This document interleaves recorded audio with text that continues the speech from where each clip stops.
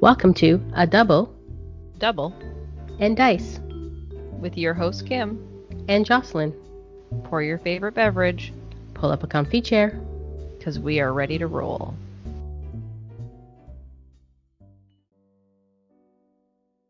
Welcome to episode 35 of A Double and Dice, and today we're continuing on our team building series till the end of time, and today we're going to talk about how to get your opponent to do things for you.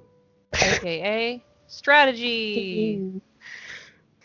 So strategy. I know we talked about a bit about this in all our team building series, but I think we're going to really concentrate on it today. Yeah, I mean, it's hard to talk about any one part of team building without talking about some aspect of strategy. Similar to, I think, what we learned when we had Rob on the podcast and we talked about control. It's hard to think about any one part of your team building that is not control. Mm-hmm. In one way or another, whether you're controlling something or preventing your opponent from controlling something. Strategy is the same way. And strategy and control really do go hand in hand in my mind. Yeah. It is a bit... It's two different words, but it's very similar. Right? Yeah, and just depends on how you define it. Yeah. Right? Yeah. So, when we sat with Rob and talked about control on that episode, and he said it's basically controlling the game, controlling the game state, right? Which can mean a lot of different things, and that is really a type of strategy. But I think we're going to sort of maybe go a little more narrow and then possibly expand out when we talk about strategy. Sure. So I guess if we're talking about strategy, which we are, the first thing I would say is when I build a team and I'm thinking about my strategy, let's put it this way. I think about the strategy of each individual component that I'm looking for in the team. So all of the things that we've talked about throughout this team building series, how am I going to ramp? What global abilities am I going to use? What is my win condition? Maybe not in that order. Sometimes in that order. So I think about all those different things. And then I have to put them together because I might want more cards. Always want more cards that I have access to in the team. What about you? Card team. I honestly really don't think about it when I'm building a team. I mean, I don't build teams. Well, if we want to go red or control or anything like that. So maybe it's there, but you're not. What's the word I'm looking for? It's not. It's not conscious. Yes. Yeah. Right? It's unconscious. You're building your team with a strategy in an unconscious way. And the reason you can do that is because you've been playing Dice Masters since 2015? No, wait, 2007. Can't be 2007. Didn't come out till 2014. Were you like in a 7-year in advance playtesting group? Sorry, 2017? Yeah. Yeah. No, maybe earlier. I think I was pregnant when I was playing, so sometime in 2016. Yeah. Yeah, and I think that Rob and I got into it in either 2015 or 2016. So, again, I think back to those early games that I played, and there was no strategy. You're just picking cards you like and throwing them on the mat and hoping for the best. So, now when I build a team, sometimes I still do that. Oh, here's a card. This looks good. Oh, here's another card. That looks good too. Do they work together? Not necessarily. Okay, let's go. And off you go and you roll, right? Right. Hope for the best. That's one strategy. But if you're building a team for any type of event or anything where you want to be competitive, or hopefully in the future in what I hope will be a post-pandemic world, there will be in-person events, things that people can travel to, and nationals and worlds and all of those things maybe in 2022. And you'll want to have a strategy, and that strategy is going to be a lot of different pieces. So I would break that out into what is the strategy you use when you build your team, what is your like purchase order. That's a type of strategy. In gameplay. Yeah. How are you going to handle it if things don't go the way you want them to? What if your opponent brings something you're not prepared for? And as you said off the top of the episode, how do you get your opponent to do things for you? Yeah. So, I know sometimes when I'm building a team and it comes to like tournament stuff, usually I'm just like, build my team, whatever. I don't know, control pieces. I'm not there to, you know what I mean? But a couple times I'm like, why is this hurting my head? Because you're thinking about, okay, so if they shut down this card, what am I going to do? If they did this to me, what am I going to do? So I have this card that will help with this type of card that comes at me, and this one to help with this one, and this one to help with this one. And yeah, honestly, it hurt my head. Yeah, and because I don't just think that way sometimes, right? Yeah. So I think if we go back to something that Jackalope Spam Nick said in a previous comment, probably about the control episode, is the first thing he thinks about when it comes to control is what his opponent is going to bring to try and control him so that he can figure out how to counter it. Right. Right? So we're talking about like the Shrieks of the world, the Draxes of the world. Yeah, the Typhoid Marys of the world. The Becky Lynches. Yeah. So, what are those things that your opponent's going to bring that are not going to help you? They're there to help them, and how will he counteract them? Which I think is a valid point, and it's something I think about as well. I tend to start, like, I don't think about that at the macro level. Like, that's not the first thing I think of. First, I have to decide how I'm going to win my game. Right. So I usually pick my win condition first. Usually, not always. And let's use a card as an example for this. So let's talk about Venerable Dreadnought, Custodian of Knowledge. Okay. So Venerable Dreadnought is the card that says all active character dice gain the keyword range 1.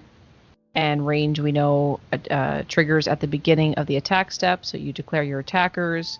When attacks abilities go off, range is a keyword that goes off when attacks ability happens. Right?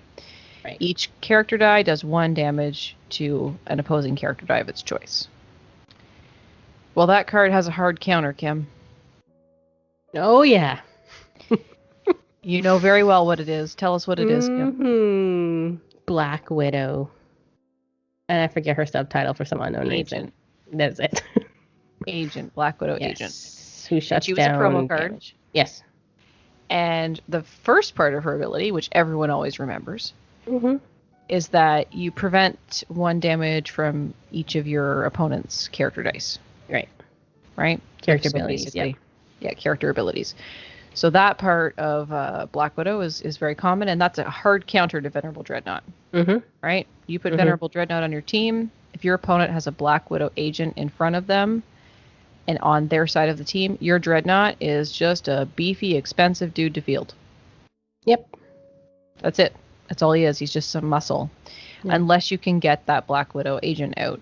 And so then you would need a plan to handle how you're going to handle that Black Widow agent. So you want to protect what your win condition is doing. In this case, ranging out your opponent and stomping all over their empty field. Right? Yep. Just make sure to, read her second part when you're that you don't playing forget to read her second part. Yeah.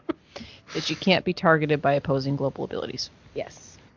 So that means you can't, going into this, that you can't deal with Black Widow with a global ability. Right. Right? You're going to need a different way to handle her. So that's one way of strategy, one way to think about how do I protect my win condition? What are the things that are going to rain on my win conditions parade? And that's a perfect example in my mind. Right? Yep. What ones do you think of, Kim, when that comes up? Good question. Well, I'm always worried about like the blankers of the world, right?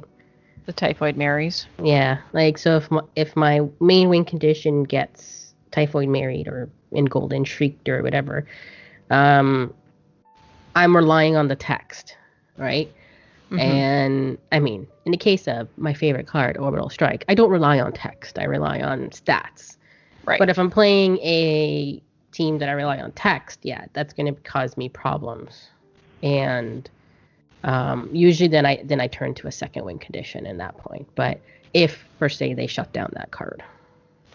Yeah, and I think that's something that as I started playing more often with other people and playing more competitively, that's something that I tried to build into my teams as well, is that you need to have a second win condition and a way to pivot to that win condition if things aren't going your way. If your opponent has Typhoid Married, you're Becky Lynch made in Ireland, then all of a sudden she's just some big stats and nothing else going on, right? Yeah. What are you going to do to deal with that? Are you going to pivot to a different win condition, or do you have a way to remove or counter your opponent's or your opponent's card that's making it a problem? Yeah. Usually I would pin to a second win condition. What was I gonna say, and now it's completely left my head.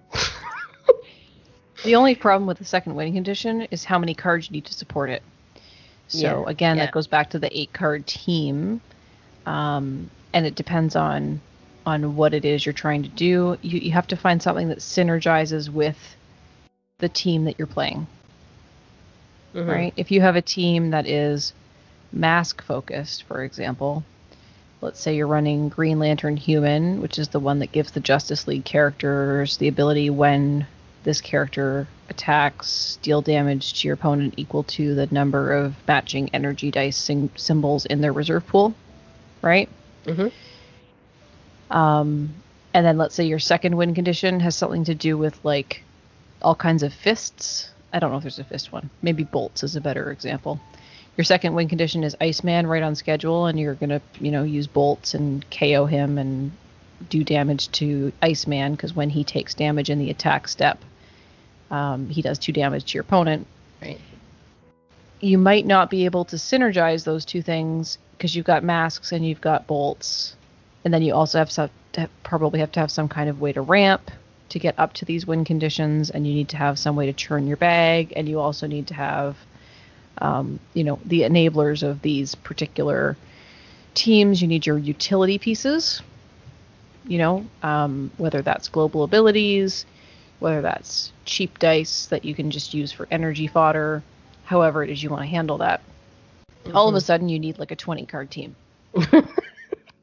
As Jocelyn always says, she wants a side team, that she can sub in. I want a sideline. I want a sideline, Jimmy. I want a sideline. Yeah. I think it's super awesome. We need a sideline. Anyway. So that's kind of where that's at. So you need to have some flexibility in your team. And if you don't have flexibility in your team, if you haven't built a team that has another way to win, because you've just gone all in on win condition A, then you need a way to recover from a bad roll. Because we know that sometimes we buy too many dice. We've talked about that.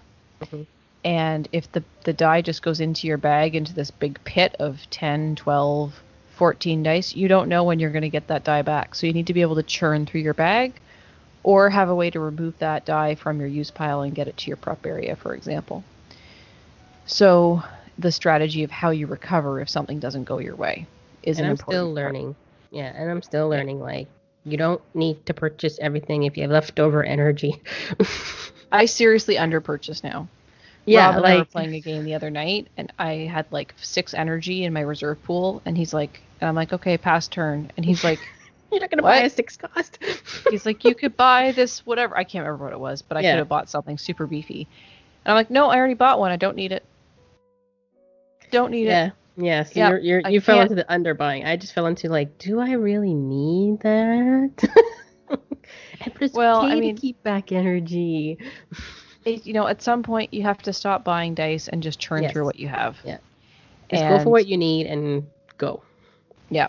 But it also is, if you have the 2 win conditions, like you said, Kim, knowing when to pivot is really important. And a lot of that's going to depend on what's on your opponent's mat. Yeah, and I still learning that point too. Like I Yeah. feel like I fall into the trap. The trap of my first win condition is A. And I see that there's like a Drax or a Typhon Marine or whatnot, right? Like some control piece that's gonna shut it down. And then it's like, do I even buy it?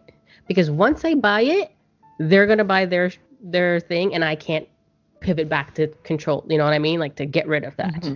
So then I just wasted to buy something that I know, but it's the trap you fall into because you don't know if they're going to purchase it. And secondly, you don't know if they're going to use it against that card. Right? Yeah, that's a great example. So if we think back to last year, I was playing in an event. I can't remember which one it was, Canadian app? but no, it was before that. It might have been the Mm. Ministry of Dice event. Okay. Anyway, I think it was actually because I put Becky Lynch on just for the global. What my famous, last words. Yeah. Lynch is there just for the global. And that was the intention. She was just there for the global, but I did put the 4 cost on with Overcrush. Straight Fire, I think she's called.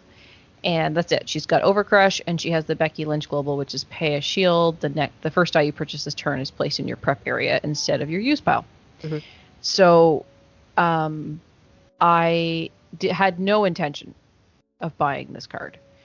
My team was really designed around, I wanted to use Rare Spider-Man Forever from Infinity Gauntlet, Spider-Man Public Menace, and turn that into a win condition, which I still haven't quite figured out how to do. It's a really good control piece, but it's not quite a win condition. So I was playing an opponent, and he bought I can't remember if it's a Drax or a Typhoid Mary, one or the other. And he's like, "Oh, I'll Drax your Becky." And I was like, "Dude, I'm not buying Becky." And that's the one that that makes you you can't field or can't purchase, right? That Drax? Drax is the one that you can't purchase or field. Right. That character, and Typhoid Mary says that character's text is ignored. Right. So I can't remember which die it was that they had purchased. Mm-hmm. And I just, obviously I wasn't worried about winning in this tournament. Right. If I was playing in a legitimate, I don't want to use that word. It was a legitimate tournament. If I had legitimate intentions of trying to win the tournament, right, I wouldn't have said that. But I did say to my opponent, I'm not going to buy Becky. Yeah. My team is a Spider-Man team. And then he said, okay, then I'll, Drax your Spider-Man. I'm like, all right, no problem. And then because... Challenge accepted. Because that happened, I then had to purchase Becky. See, you tricked him into doing what you wanted him to do. But I didn't want to do it. I didn't want to buy Becky. Yeah. But anyway, so that's just a funny story. So, another strategy would be don't telegraph what you're doing to your opponent. So, especially when we play online now, it's quite common for us to verbalize everything we do. I know I do this, and I think you do too, Kim. I've pulled 4 dice from my bag. I have 2 sidekicks, a Typhoid Mary, and a Becky Lynch. Right. Then I roll them, and I say, okay, I'm going to re-roll this shield and this Becky Lynch die. I'm like, okay, I'm going to field this Becky Lynch with my shield. Please re-roll your 2 sidekicks. And you telegraph every move, but it's also really easy when you're doing that to think out loud about what you're doing. And if you're playing in a competitive event, you probably want to keep the internal dialogue to yourself. Yeah. Usually I would say what I'm doing, but then once I'm thinking about what I'm going to do, I actually just sit there quietly. And I'll be like, sorry, I'm thinking. Yeah. When I'm really focused on the game itself and I'm actively trying to win, as opposed to when I'm just trying to have a good time and making sure my opponent has a good time, like when you go to Dice Social. I do sometimes get quiet when I'm thinking. But also, now that Rob and I have been recording more games, both with HeroClix and with Dice Masters, I am trying to talk through some of my thought process. But again, that's not a competitive environment. Right. We're recording those games because we're having fun doing it, and we're recording them because we want to encourage other people to play and for them to see those thought processes on what we're doing and why we've made those decisions. And quite frankly, Kim, I'm kind of glad I do that, because sometimes I go back and watch those games and I'm like, what am I going to do next? And I'm like, oh yeah, that was a really good move. I was really smart there. Or, ooh, that was really dumb. I watched a HeroClix video today that Rob and I have recently recorded. It just was dropped on the Dice Station Zebra YouTube page. And I made a really dumb move in my opening move. And I knew it was an aggressive move, but I didn't realize how stupid it was until the next turn when I got my character KO'd on his first go round. So I was like, yeah, that was dumb. It was really bad. Like, it was a poor decision making process. But there's other times I surprise myself. I'm like, wow, that was really smart. I did a good job. See, I don't go back and look at my gameplay because I already know my dumb move that I do the time of. And I realize it, and I'm like, gameplay makes me better. Yeah, that's true. That's true. But again, like non-competitive, I don't care, right? Like, no. It's not about any strategy or anything like that. But yeah, I understand. Yeah, going back and just improving yourself. Right? Yeah, I rewatch certain games. I don't rewatch everything. But especially with HeroClix, because I'm still learning that game, I rewatch more of that. I make an effort to watch more of that to remind myself of what I did and what worked well and what didn't and things like that. So, and get more familiar with the characters and the pieces and such. So, with Dice Masters, it's a little different, but I still rewatch and surprise myself sometimes. Pleasantly surprised. So, anyway, I think we're kind of off track here. Let's turn this back into a strategy. So a strategy could be record your game and watch it back so you can identify mistakes that you may have made or decisions that you could have revamped. I think that we should talk a little bit more about this multiple win condition thing, Kim. Yeah. Because it's really so important to have that and to know when to pivot. That's the piece. And that's the part where I really struggle when I do put a second win condition on my team. So sometimes if I put a second win condition on my team, it's completely opposite of my first one. So let's think about direct damage versus combat damage as an example. Okay. Right? Yeah. I typically will not put 2 direct damage win conditions on my team or 2 combat damage win conditions on my team, because if my opponent has a control piece that's going to shut down direct damage, it's going to shut down both of them, right? So I'm going to go into Golden for a minute here. Bishop Butterfly Effect was the rare bishop from X-Men First Class, and when he was active, he prevented all non-combat damage to your opponent. And there was nothing you could do about that unless you could get Bishop out of the field, and he had a big behind. There was a big defense on that guy.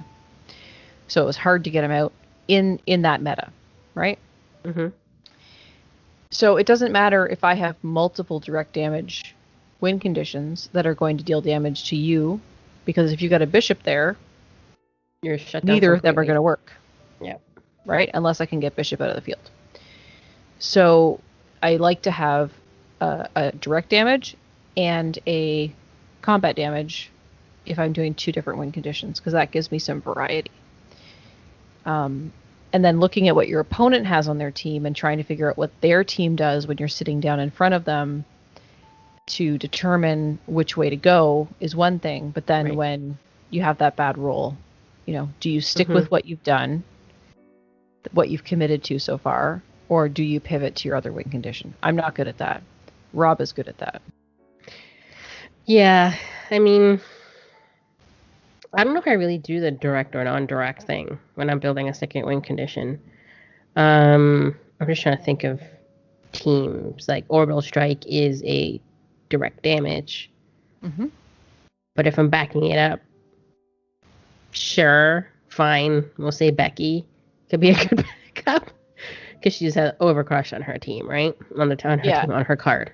We mentioned Orbital Strike a couple times, Kim, and if you're not a regular listener of this podcast, we should probably tell people what Orbital Strike does. Yeah, that's true.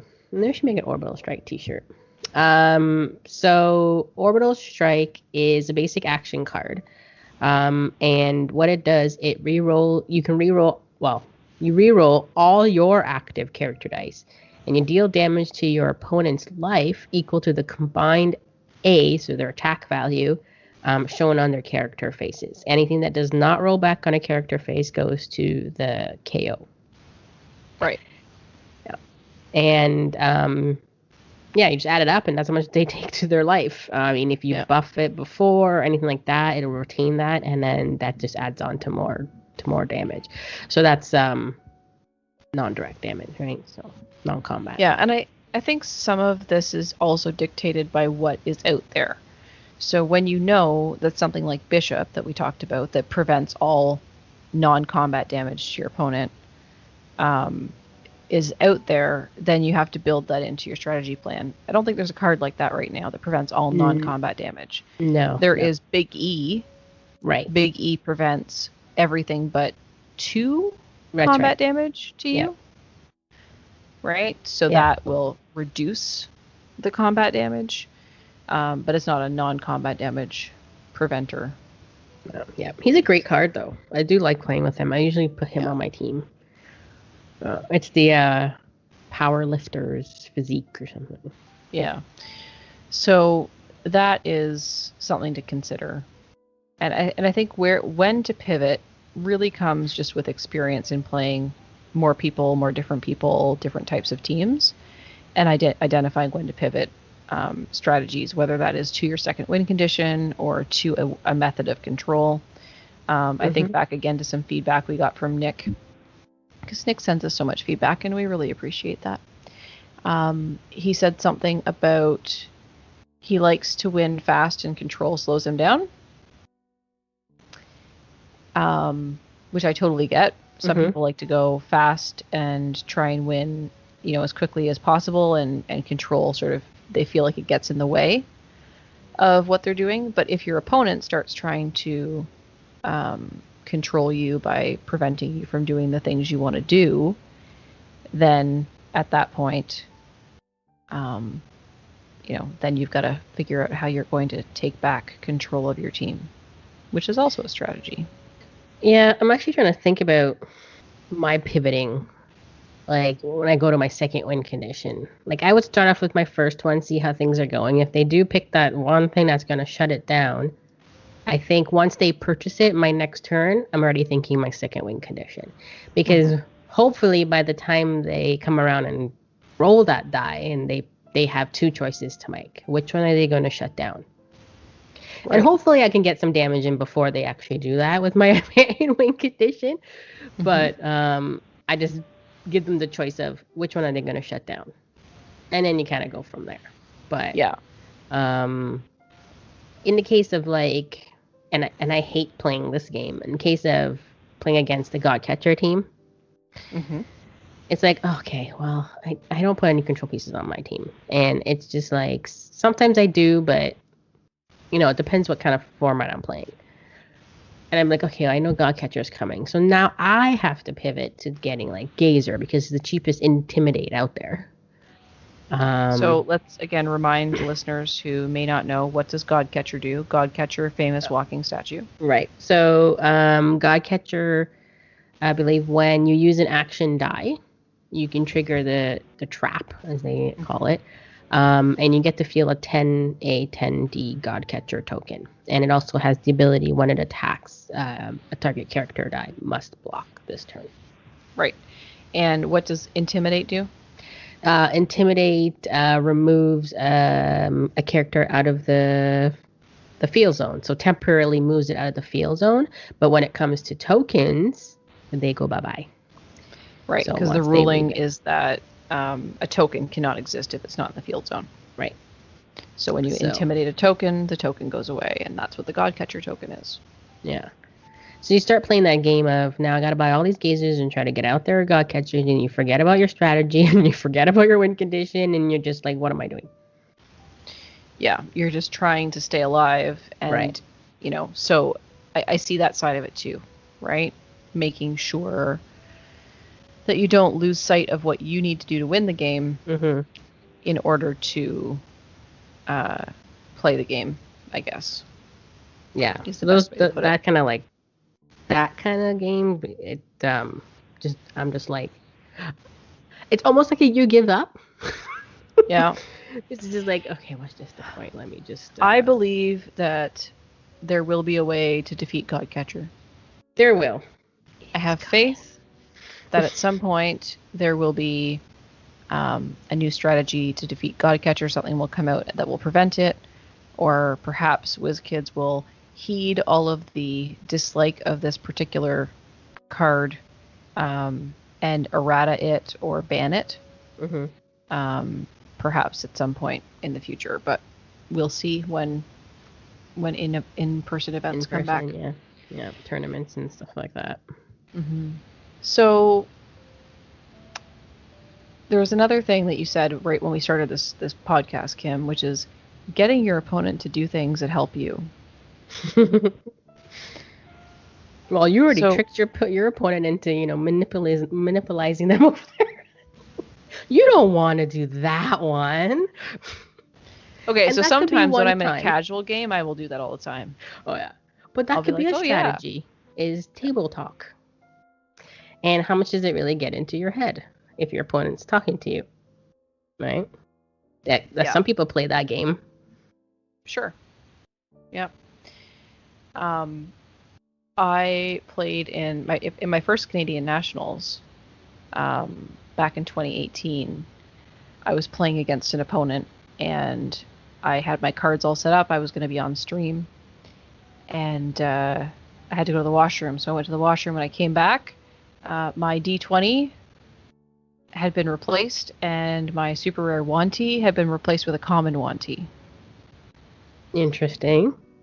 So my opponent, who shall remain nameless, swapped the cards on me. And was laughing when you came back, or was serious when you came back? No, was just sitting there all innocent like. Oh. And I was like, hey, that's not my card. And I looked over to my opponent's team and saw my card there. And then I was like, what did you do? And then they started laughing. And we swapped back before we started, of course. But it was just kind of a funny moment. And you know what? Although it was probably meant to get in my head, I was just like, first off, I was like, why would you do that? Because I was still sort of new to the competitive scene. And then second, I was like, that's actually kind of funny because now I'm laughing. Right? Yeah. And it got me a little bit out of my head, and it made the game go a little smoother. For me, anyway. So it depends how you take it. Yeah. Yeah. So again, that's another part of your strategy. What is your... How do you manage your emotional state? Mm-hmm. Right?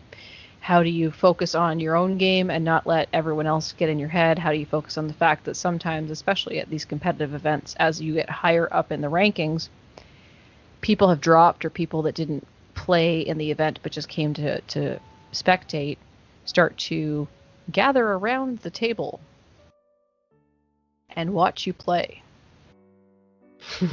How does that make you feel? You know? How does it make you feel when you're on stream? Like if you're playing in some of these events and people are streaming you or recording you for future, and you're going to be on the internet. You know, what does that make you feel like? Some people think that's really cool. Other people will be like, make them maybe nervous, and they're not so sure that they're doing their best game, and they're a little bit in their own head because, they're focused on that. So that's something as well. Mm-hmm. Mm-hmm. It doesn't only go by gameplay; it's what's happening around you.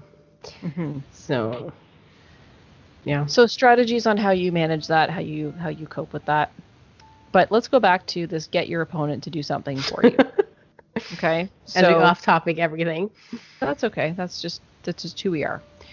So when I gave that example of my opponent typhoid marrying or Draxing my Spider-Man instead of my Becky, and then purchasing my Becky, I wasn't actually trying to get in my opponent's head there. I was trying to be honest with that person and say, yeah, this is what my team is trying to do, and this is my intention. And this is what... So, go ahead. And I couldn't work around it, so I ended up buying the Becky. And then I felt bad. But because I don't like that card. Even the basic 4 cost. Even the 5 cost other one that no one can remember the name of. I always think that if you do have to reach for that Becky, even though you didn't even want it, do you really feel bad? I did. I felt bad. because I had Because committed he that was I was not going going to, buy or it. she was going to, Draxit or Typhoid marry it, right? No, it really came down to the fact that I had said to myself going into that tournament that I was not going to buy her, and then I did. Yeah. I felt bad. I broke my promise to myself Mm-hmm. and to the Ministry of Dice. That's And why I'm very when sorry. you say, I'm only using that Becky card for the global, yeah, put 1 dice on it. I only did have 1 die on it. I only had 1 die on it. That's why I say if you're only bringing it for the global, there should be a rule that you don't have to put a die on that card, but your team has 1 less character. Right. So anyway, so you have 19 instead of 20. That would be a fun rule. Okay, so what kind of things can you do to get your opponent to help you do what you need to do? One example just pops in my head is, let's say you have a card that if your opponent either preps a die or moves a die over from their use pile to their prep, or does something or pulls dice from their bag, usually you would put globals that would trap them into doing that. Mm-hmm. The only one I can think of right now is a Golden Age card. I know we like to talk modern though, but I call them Tabaxi Cab. Tabaxi Rogue? Yeah. Where every time you drew out of your bag from outside your clear and draw step?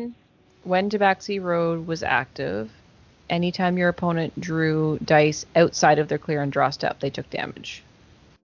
Right. Yeah. So he had a global for that each did die that. drawn. Yes. I think he had a global that did that, and there's probably a few others that do that as well. Mm-hmm. So it's putting globals on your team that you probably 80-90% sure that your opponent's going to use it because it's attractive. Yeah. Or in your case, in that particular case, you can use it yourself. Right. You get to prep a die, your opponent preps a die, but your opponent takes damage, so it's more advantageous to you than it is to your opponent. So yes, you're giving your opponent a die, but they take a damage to do it, right? Right. Yeah. So that's one thing. You could also look at like when KO'd abilities as a way to get your opponent to do things to help you. So, for example, if you have a bunch of when KO'd abilities on your team, having a force attack global is really good because then you can force your opponent to attack with the die that is going to KO your card, your character, and then your when KO'd ability will go off. Right. Same works for when blocked as well. Mm-hmm.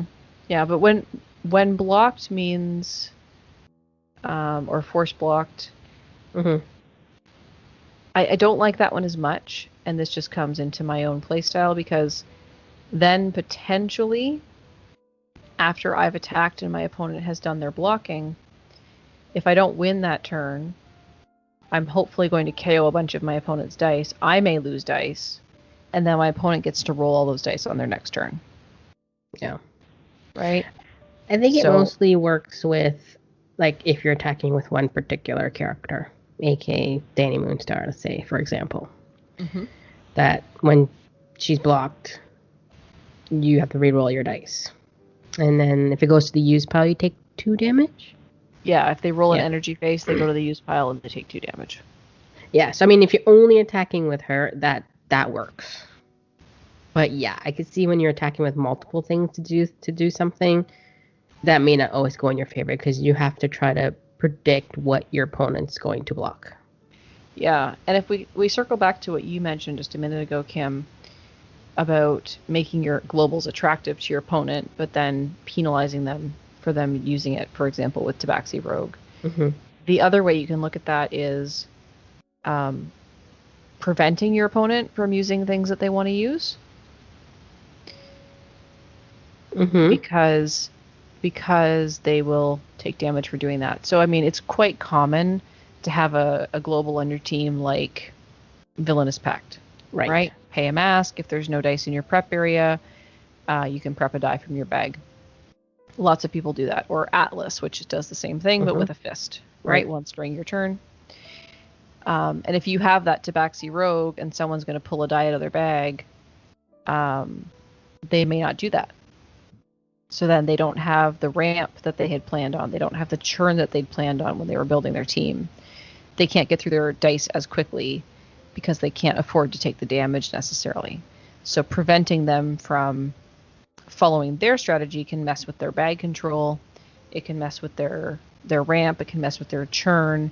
And then by definition, all of that will prevent them or make it harder for them to do what they want to do. Because if they do that, they will take damage and they might die. Yep. Right? So that's, some of the things to think about. The biggest thing I'm working on right now when comes to my strategy is really ramp and churn. I've always known it's important. I've learned very, very quickly that bag control is important and ramp and churn is important. But I've always struggled with that. And I think I talked about that in the ramp episode. So that's what I'm really working on right now in my teams is how do I ramp and churn and make sure that I can get to what I want to when I want it. Right. Using the Becky Global. Yeah, it's really important. Well, the Becky Global is handy. Don't get me wrong. Speaking of like learning stuff, and one thing that I guess it could fit a little bit of strategy is, and Comics Mike does this, and I always wonder, wow, he can do that. So you attack, say I'm attacking, right? And I don't know how much X amount of damage on the board, and you just take that damage. I'm like, you're taking 9 damage? Like, you know what I mean? Like, yeah, okay, and knowing when to do that. Like, I feel so like, I don't want to take damage. That's 20. You know what I mean? Like, Kim, I want you to repeat this mantra, okay? Are you ready? Okay. Yeah. Life is a resource. Yep. No, repeat it. Life is a resource. Yes. Learn when to take the damage. Yeah. Yeah. And I can't, like, sometimes I can't do it. Sometimes I will, like, oh, it's just 3, fine, I could take that. Oh, is that a 1? Yeah, I could take that. But like taking 10 or 12, I'm just like, they must know that they have something big going on in the next turn. You have to know that you've got a chance on your next couple of turns to do that. There's got to be a reason to do it. I recently took, I want to say it was like 8 damage or 7 damage in a game that I was playing against Rob fairly early on. I can't remember if I won that game or if I lost it, but it was very close, even though I took that 7 damage, because I knew that it was smarter for me to keep my dice in the field. I didn't want to risk KOing things. And I just had a better flow. And that just comes with practice and instinct on when to take it and when not to. Yeah. It's the same thing I've heard people say it about, I think where life as a resource came from is from the concept of bag burn, right? So when you, have over prepped for whatever reason, and you don't have 4 dice in your bag and there's nothing left in your use pile, you take bag burn, you lose a life, and then you gain a generic energy. I think that's where it started. But I think it also comes into that whole combat piece and knowing when to take the damage. But you got to be careful with that. You got to know what your opponent's globals do. Yep. Because sometimes you're like, oh, it's just a sidekick, no big deal, and you forget that your opponent has, like, I'm going to use an old global because I've been playing with it a little bit lately, transfer power global on it, which is pay a shield, swap the attack of your character die with one of your opponent's character dice. And if I've got, a 6 attack die sitting in my field, and you attack with a sidekick, and my opponent's got a shield in their reserve pool, and I don't block, well, they're going to take that shield. They're going to swap their sidekick attack with my 6 attack, and all of a sudden I'm not taking the one I thought I'm taking 6. Right. Yeah. Right? And that goes back to, and I think we've may have said it. Especially not really in casual play, but read over your opponent's team, get an idea of what they're doing or they're going to do. Globals, big thing. Make sure you know their globals.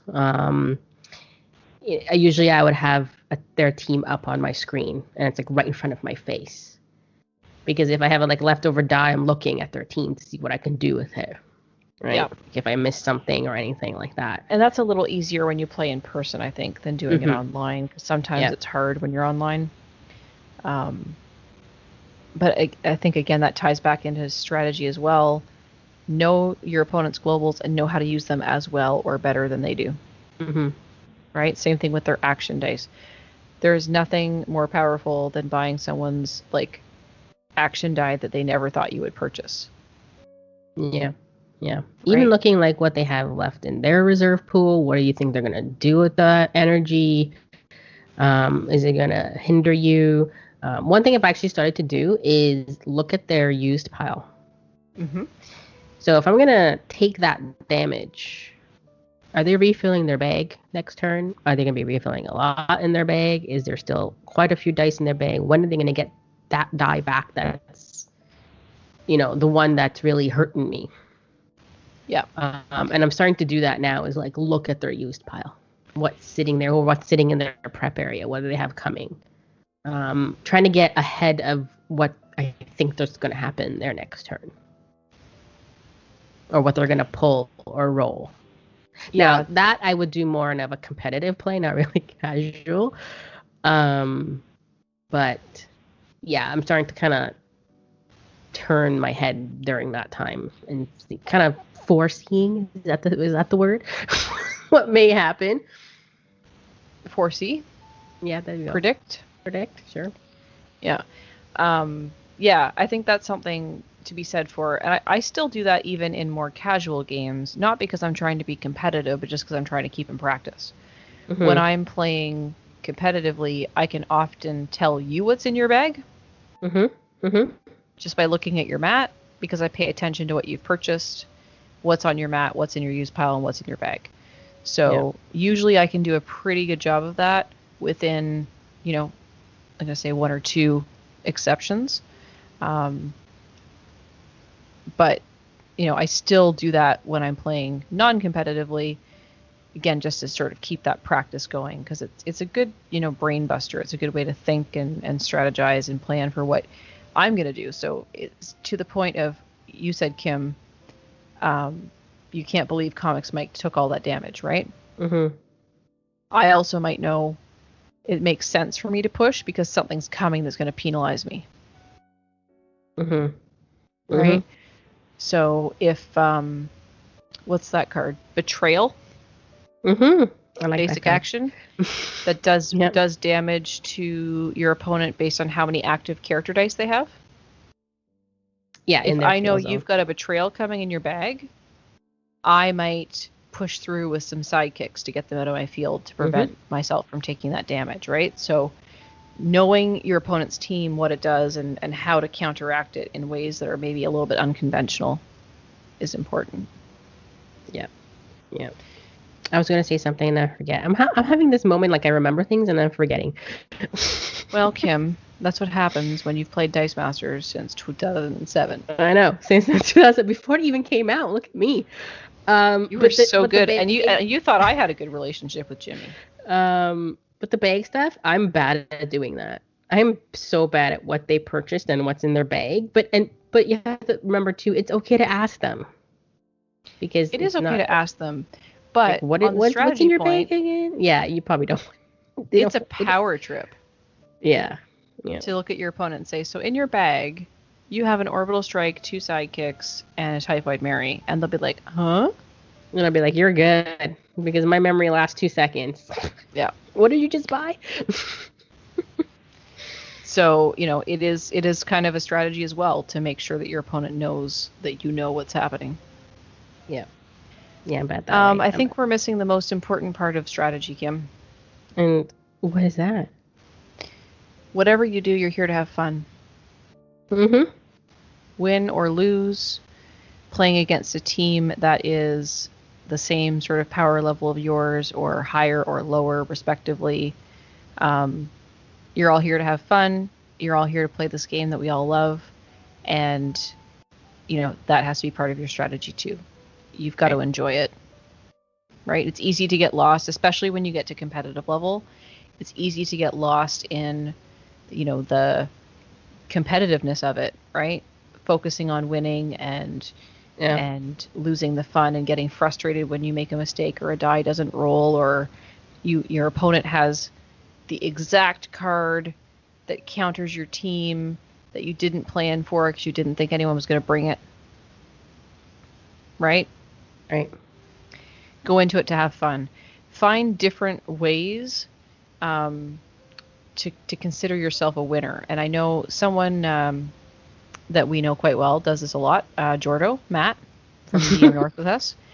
He builds like little mini win conditions in his head. It's not about winning the game. It's like, I remember at Worlds in 2019, back in the before times and we could travel. In one of the side events, it might have been the Popper event maybe. I had gone in with a Batiri battle stack team. And I wanted to trigger all my Batiri battle stacks with Queen Grab Stab. Mm-hmm. So those are cards from the Tomb of Annihilation set. And basically Queen Grab Stab did something, I think it was when she was fielded. She grabbed all the Batiris from her use pile and fielded them. And the Batiris buffed each other. So, every Batiri would make the other Batiri +1. So all of a sudden, if you had 4 Batiris, they all became +5 or whatever it was. Or 5A, 5D. So that was my goal. I wanted to field a Queen Grab Stab and field all my Batiris. That was sort of my little personal goal. I didn't think I would win with that team. I did okay with it. But anyway. But Matt came in with an even more aggressive plan with his Batiris. So his plan was to use Doppelganger to copy all of his Batiris so he would have 8 Batiris active. That was his little mini mission. And if he could get that would make his game successful. And if you ever go back to the website, dm-north.com, and look at some of Matt's old What Have You Played articles, you'll see that he often does that. He builds himself a little mini win condition in there. It's not just about winning the game, but he sets himself another goal. I want to have 8 Batiris in the field because I'm going to have 4 Batiris and 4 Doppelgangers. Right? Yeah. If I've done that, I've won. It's wanting to see your combo go off. Yeah. And how you build a team to make it go off, not about winning or losing or whatever. Yeah. Right? Or I think back to something I heard a lot back in the days of the Double Burst podcast. And I can't remember which one of them it was. It might have been Russ, but don't quote me on that. But they kept saying that these games would go on, and they're like, you just have to attack, and you win. But no. And he's like, but no, my combo hasn't gone off yet. I'm trying to do this thing. I'm pretty sure it was Russ. Yeah. So it's like, no, you just attack and you win. Mm-hmm. But no, my combo hasn't gone off yet. I want to do this cool thing. Right? Mm-hmm. And I know I've done that too. I've dragged games out because I want my combo to go off. Right. It doesn't usually end well for me. Right? Usually when you miss your opportunity to win, then you probably aren't going to get one again. Yeah. So, another strategy is making sure that you know how to do math. What do they always say?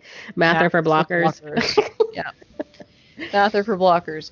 But if you're the attacker, it is a good idea to know if you actually have lethal on the board before you swing. Otherwise, you do what we call the hashtag patented Jocelyn move, which is you swing with everything, lose all your dice, and you die on the next turn because you didn't do the math right.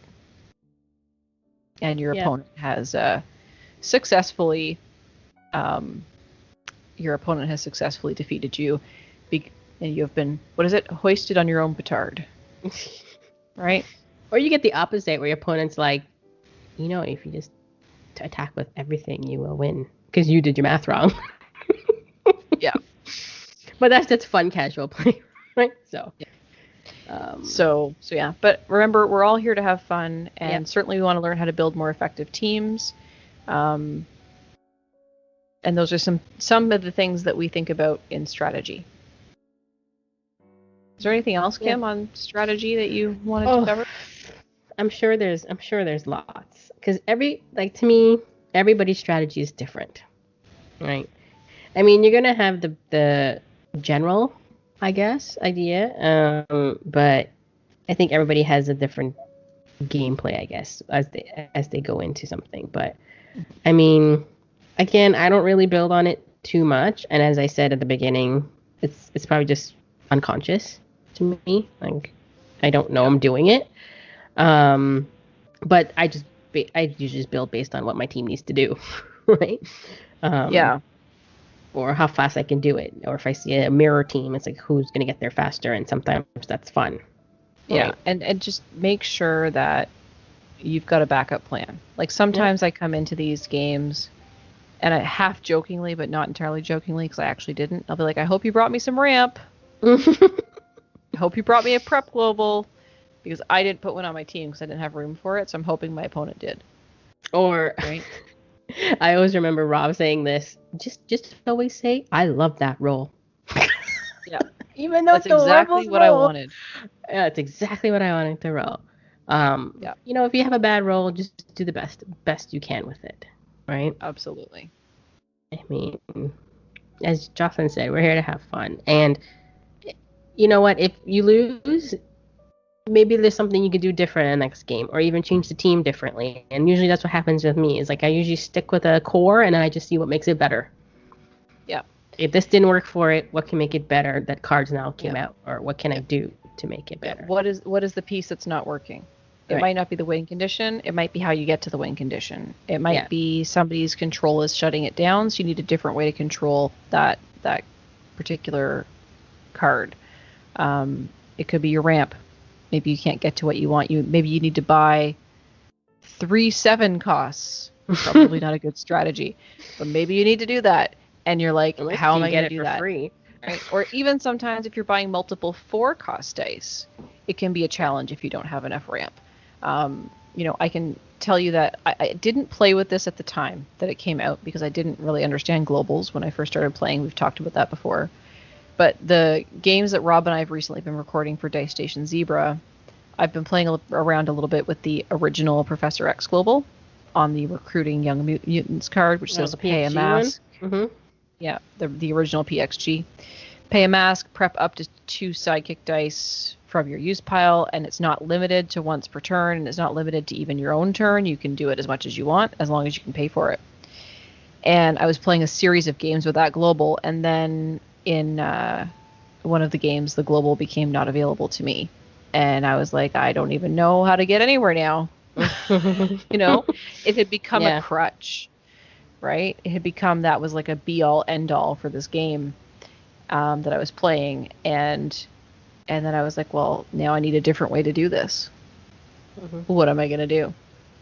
Right? So what is your plan if what you want to do is no longer available to you? Yeah. So. And I think that comes, you're not going to nail it the first time. I mean, if you nail it the first time, then bonus. Yeah, right. Hashtag net deck. I can't say I never nail it the first time, but it's just a learning process. You're going to lose. You're not going to win all your games, right? Yeah. It's just fine tuning and getting where you want it to be. Right? Yeah, and talking it through with your opponents, especially if they're newer. And having good conversations with them about what their cards do and suggestions you could make for their team. I've done that before. Like once a tournament game is over.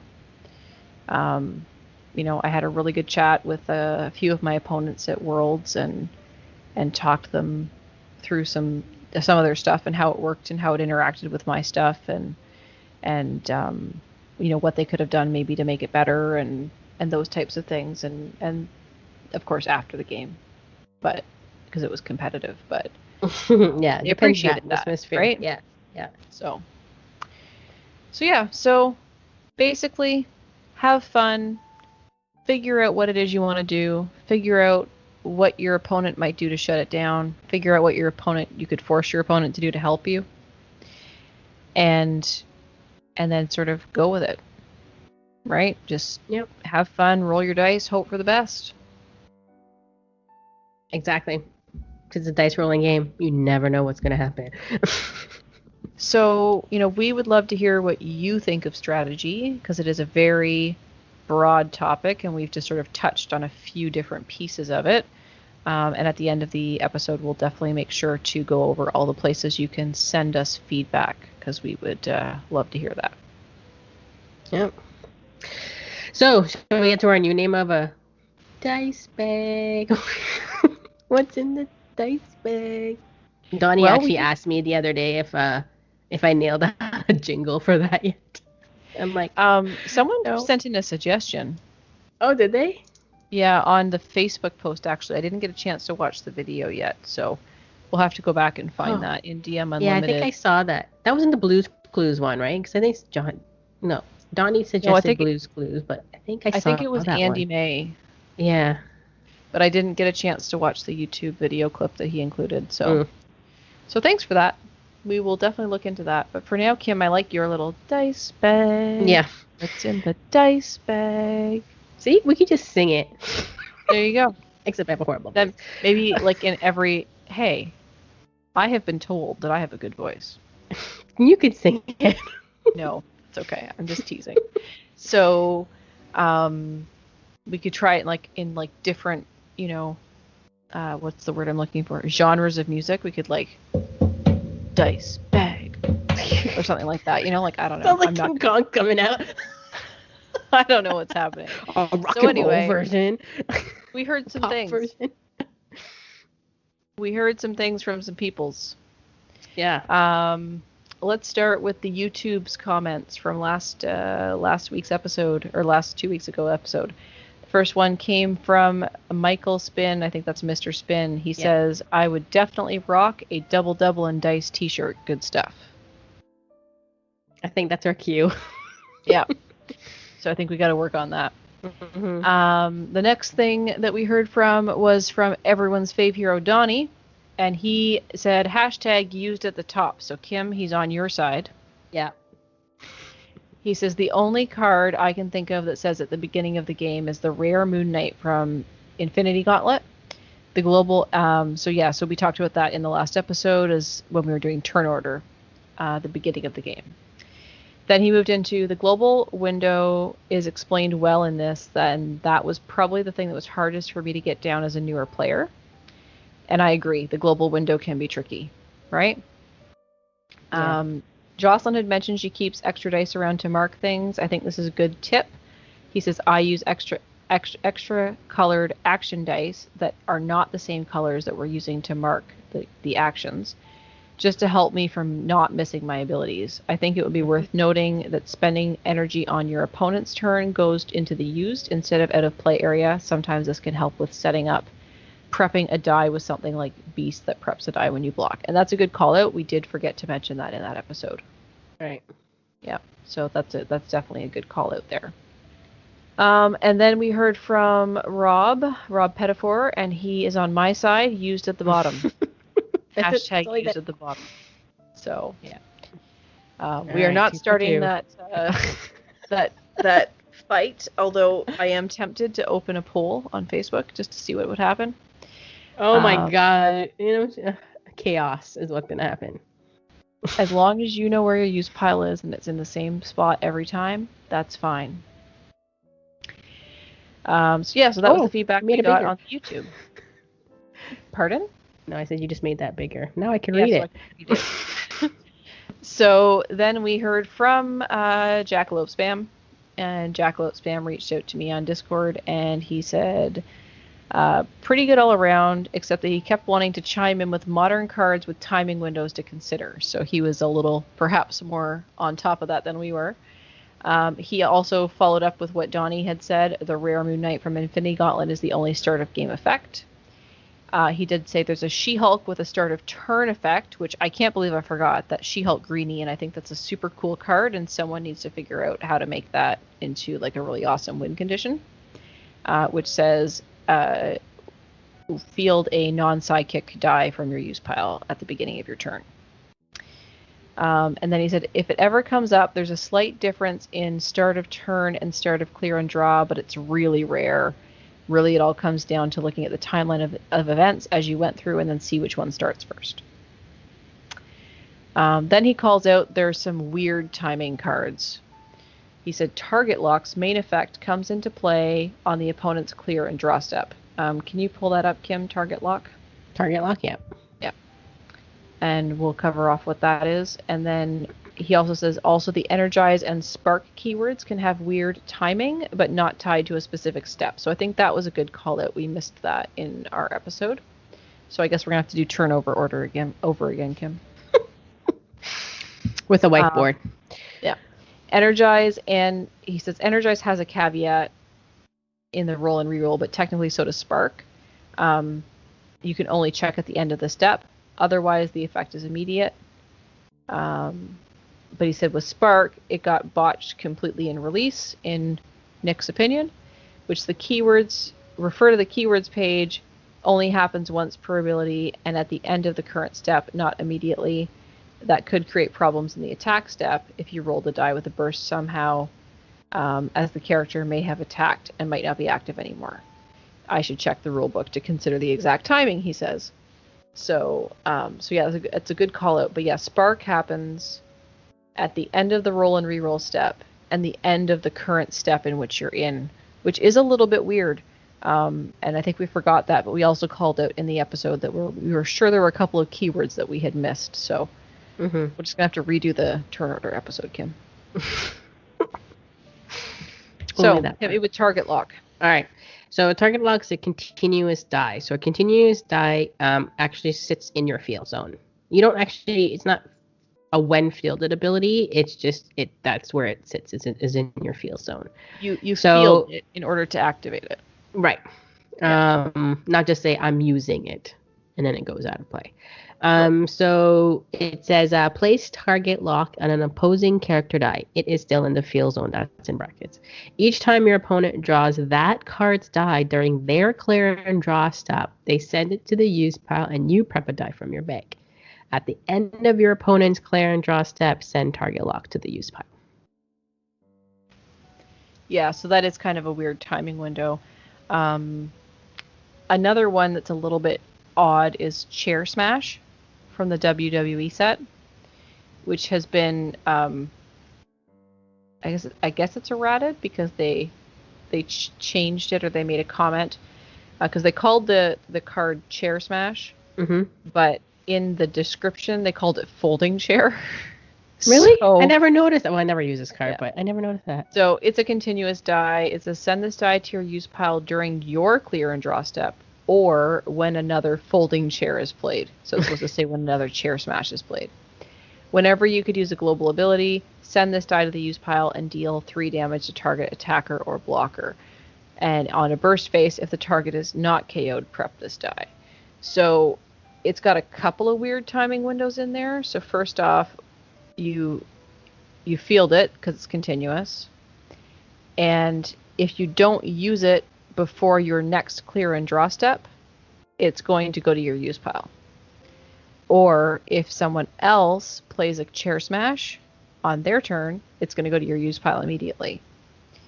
But if neither of those things happen, you get to use it whenever you could use a global ability to send it to the use pile and deal 3 damage to an attacker or blocker. But then you really can't use it whenever you use a global ability because you only have attackers and blockers in the attack step. So that card's just... It's a bit of a mess. And then if the target is not KO'd by the 3 damage, then you can prep the die and then reuse it again, I guess. But so it's kind of a mess. There's a lot going on there, which is probably why a lot of people don't play it. But now I'm really tempted to try and build a team that would be effective with that. Yeah, I never played this card or even Target Lock. I don't think I've ever played Target Lock. So yeah, some weird timing windows exist for sure, and going back to the rule book is a good call out, as Nick mentioned, as we did in our last podcast. So was there any other feedback I missed, Kim? Not that I can see. Okay, so it sounds like that is the closure of the dice bag. Close the dice bag. No, I don't know. So what else have we got today, Kim? So we did have was it a mini competition on our last episode? Sure. Of how many times we said awesome from the beginning to end of that episode. Absolutely, and that was 100% planned. Oh yeah. We did get some answers, Multiple people. and are we still working on a prize for this? The prize right now is that you have the joy of winning, knowing that you won. I don't know, Kim. Did you wanna throw your prize out there? Are we talking about my drawing prize? Yeah. Sure. So the winner would, I'll get in touch with you, but you can pick whatever you like. Any picture out there. Obviously, keep it clean. And I do have veto rights in this that I would draw on stream. So pick a picture, send it to me, and we'll take a look, and I'll do it on my next drawing stream. Yeah. So and Kim I've done does this with her drawing streams on twitch.tv/dmNorthTV on the alternate Mondays than when you get our podcast, and that's Draw Everything with Super K. That's right. So we had a few entries. Our winner is Collector Rob.